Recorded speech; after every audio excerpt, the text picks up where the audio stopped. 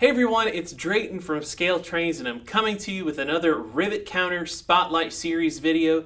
This week we're taking a look at the latest run of Rivet Counter Dash 9s, particularly the BNSF Pink Bonnet version. Stay tuned.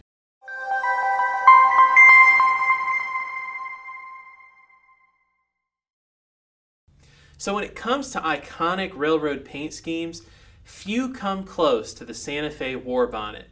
Reintroduced in 1989 as a marketing tool by then CEO Mike Haverty, the War Bonnet scheme took the industry by storm and was meant to advertise the Santa Fe's new fast intermodal service between Chicago and Los Angeles. Now, as you know, Santa Fe and Burlington Northern merged in 1995, so these Superfleet Dash 9s ended up on the BNSF roster. These locomotives were virtually identical to the earlier Dash 8 series, but the key spotting feature, of course, was the trucks. These models have the newer, more advanced GE high adhesion trucks. That was the surefire way to know that you were looking at a Dash 9 and not a Dash 8. So when these locomotives entered service on the BNSF, they were barely a year old. Santa Fe received them in August and September of 1994, and BNSF, the merger with BN, happened about a year later. So over time, as these locomotives continued soldiering on over all the diverse areas and terrain that BNSF operates through the Northeast, up through Montana, far south through the deserts, you name it, these locomotives faced all sorts of harsh environments throughout the years.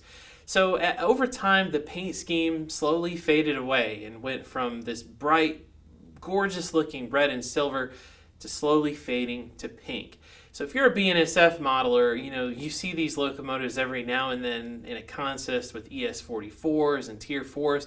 And recently, BNSF actually reactivated some of these Dash 9s. So prior, they'd been sitting in deadlines for several years because of PSR, and now they're slowly starting to get back out on the main line. So in this run, you're going to have the distressed lettering and the faded pink color. And the HO scale versions, they sold out like wildfire. Thankfully, we still have a few N-scale models in stock now, so you're going to want to go to our website to order them today. Click the link in the video description to get yours. So some things you need to know about the N-scale models.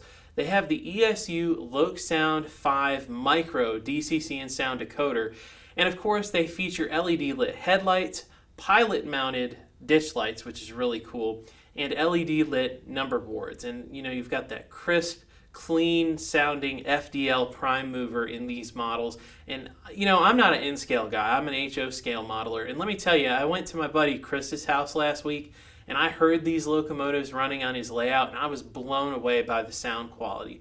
So I highly recommend getting a DCC and sound equipped version.